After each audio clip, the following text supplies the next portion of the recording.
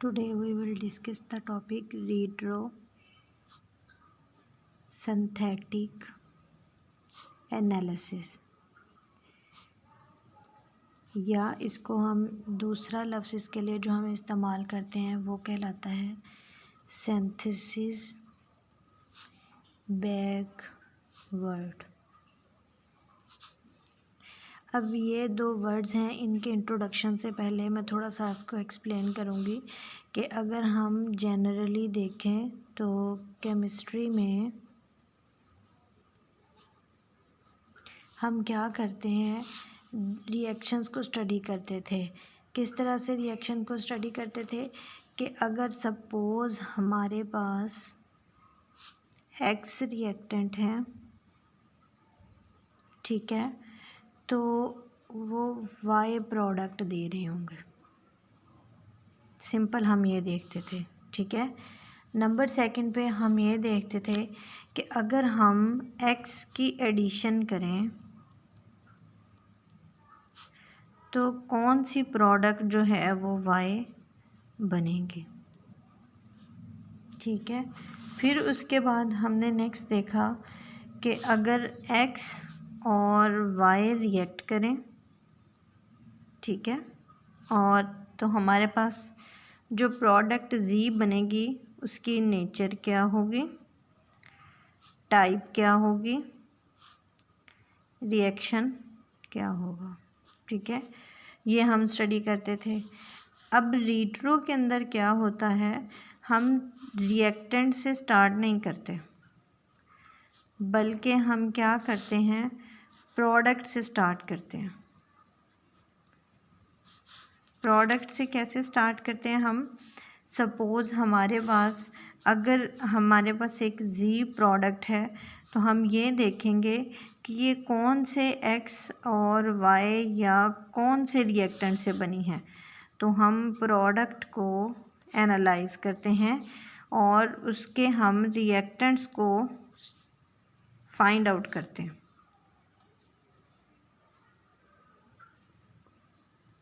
अब रिट्रोसिंथेसिस से हम इस प्रोडक्ट को एनालाइज करेंगे। किस तरह से एनालाइज करेंगे कि ये जो प्रोडक्ट Z है हम इसको X और Y से बना सकते हैं, X और Z से बना सकते हैं, या कौन से कंपोनेंट हैं इनको हम एक्सप्लेन करें। अब इसमें हम रिट्रोसिंथेसिस में सबसे पहले तो हम प्रोडक्ट से एनालाइज करके रिएक्शंस जो हैं उसको देखते हैं और उसके रिएक्टेंट्स को फाइंड आउट करते हैं। और वो रिएक्टेंट्स जो हैं वो मस्ट बी स्टेबल होने चाहिए, ठीक है, ईज़िली अवेलेबल होने चाहिए। अब इसके बाद एक तो रिट्रोसिंथेसिस में ये पॉइंट होता है कि हम प्रोडक्ट से लेके चलते हैं। नंबर सेकंड पे हम जो एरो शो करते हैं डबल एरो होता है और वन साइड उसका हेडेड होता है और एक साइड जो है वो ओपन होती है। अब यहाँ पे हमने आम तौर पर अगर हम देखें तो रिएक्शन के अंदर जो हम एरो स्टडी करते हैं सिंपल एरो होते हैं, ठीक है। ये रिएक्टेंट और प्रोडक्ट के दरमियान रिलेशन शो कर रहे होते हैं कि एक रिएक्शन हो रहा है। फिर हमारे पास एक होता है कॉन्जुगेटेड एरो, ठीक है, दोनों तरफ से ये डबल हेडेड होता है और ये हमारे पास कॉन्जुगेशन को शो करता है।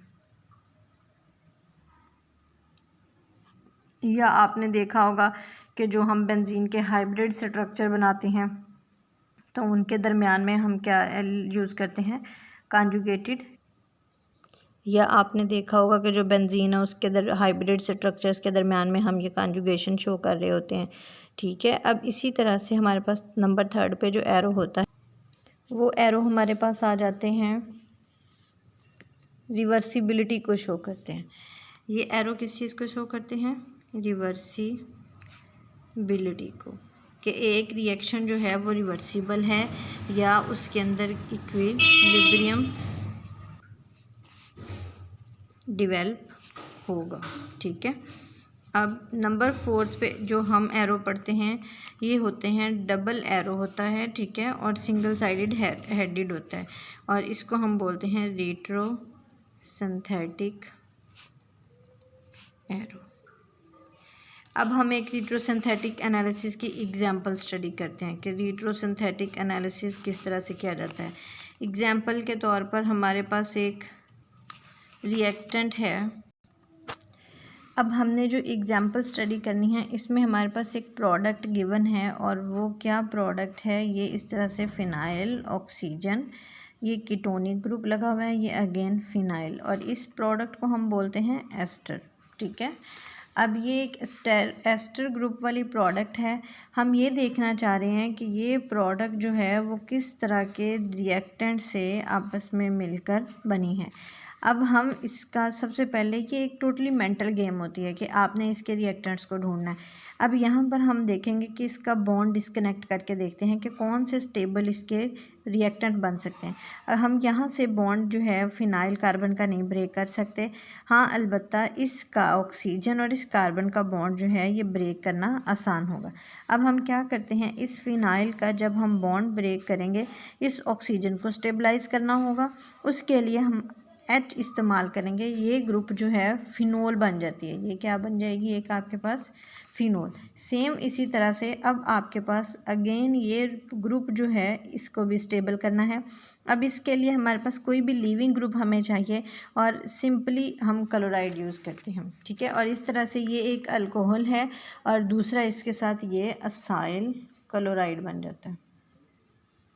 अब आपने देखा कि हमने किस तरह से उसको एनालाइज़ किया कि हमने एक प्रोडक्ट लिया, उस प्रोडक्ट की हमने जब क्लीवेज करके देखी, बॉन्ड क्लीवेज किया, और कौन सा बॉन्ड इजीली क्लीवेज होता है जिसमें पोलैरिटी ज़्यादा होती है उसको ब्रेक करना ज़्यादा आसान है।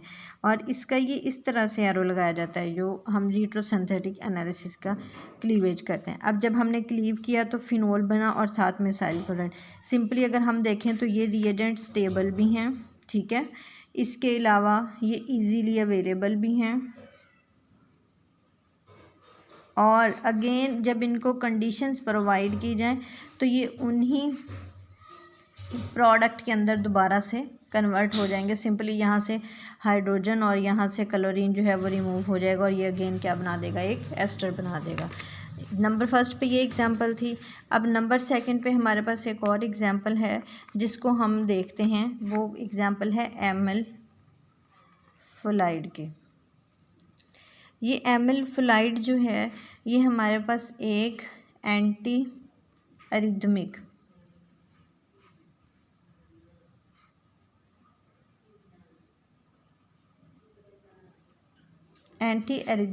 एजेंट है। ये क्या करता है, ये जो हमारे हार्ट की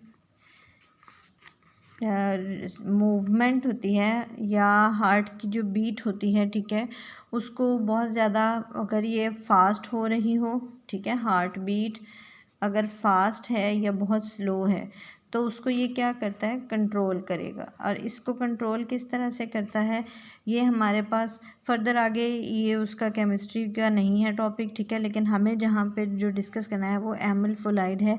ये एक एंटी एरिथमिक एजेंट है और ये हमारे पास कहाँ से इसको हम क्लीव करें और इसका हम रिट्रो बना के देखें। अब हम सबसे पहले एमएल फ्लोराइड का रिएक्शन लिखें, प्रोडक्ट लिखते हैं कि एमएल फ्लोराइड बेसिकली है क्या कंपाउंड। ये इस तरह से बेंजीन रिंग के साथ नाइट्रो ग्रुप अटैच होता है और ये इसके बॉन्ड फर्दर इसके साथ नेक्स्ट जो है वो एक कीटोनिक ग्रुप आ जाता है।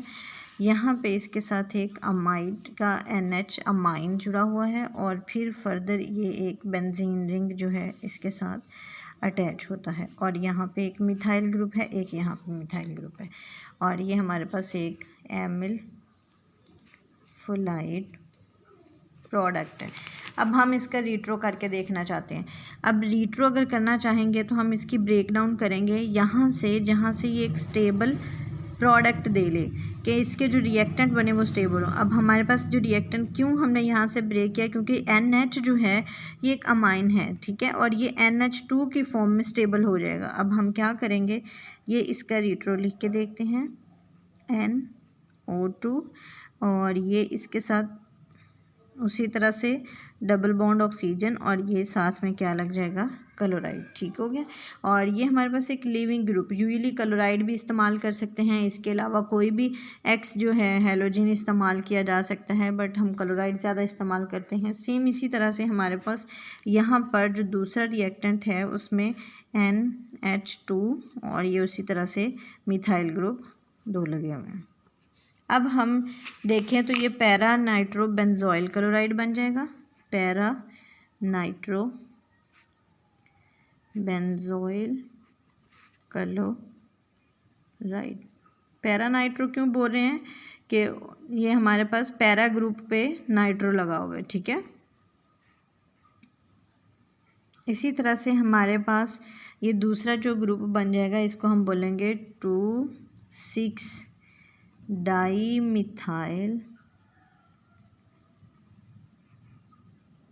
2,6 डाईमिथाइल एनिलीन। ये 1 2 पोजीशन है। ये फर्स्ट हम इस एनिलीन नाइट्रो NH2 ग्रुप के अकॉर्डिंग देखेंगे।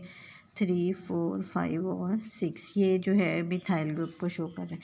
अब आपने देखा और हमने इसको रिट्रोसिंथेटिक एरो से रिप्रेजेंट किया, ये लें।